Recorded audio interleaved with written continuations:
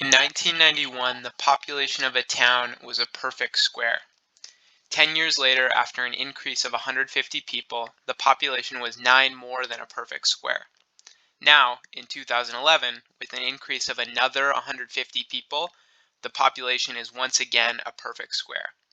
Which of the following is closest to the percent growth of the town's population during this 20-year period?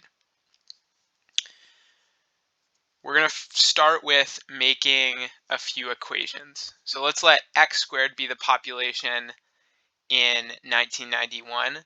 So we know that x squared plus 150 is equal to some perfect square, call that y squared, and it's got to be 9 more than y squared. Next, it's going to be true that you add another 150 people, so we can say y squared plus 159 is equal to z squared. Also, we could say, same thing as saying x squared plus 300 is equal to z squared, and z squared is going to be population in 2011. We can make the following equation. So if we take y squared plus 159 minus x squared plus 300, since they're both equal to z squared, subtracting them gives us 0. And so we'll simplify that. That becomes y squared minus x squared minus 141 is equal to 0. So therefore, y squared minus x squared is equal to 141. We have a difference of squares here, so we can write this as y plus x times y minus x is equal to 141. And so now we're thinking, what are the factors of 141? Well, obviously 1 times 141 equals 141. But there wouldn't be, if we use those factors here, like set that equal to 141, that equal to 1, there'd be no way, there would be no values of y and x that would work there. Other factors of 141 that we have are 3 times 47 is 141. And there, that could actually work. If we let y plus x equal 47 and we let y minus x equal 3, we'd see that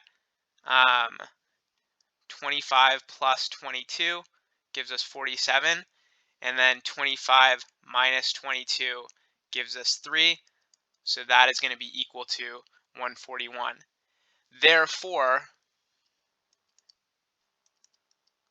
y is equal to 25, x is equal to 22, and more importantly, y squared equals 625, so population in 2001 is 625.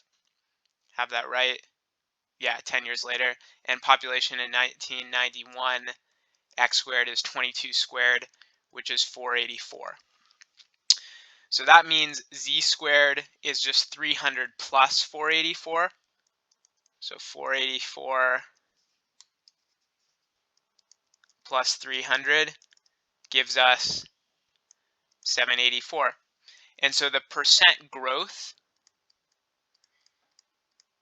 between 1991 and 2011 is just going to be z squared minus x squared over x squared, which is going to be, that is then equal to 300 over 484.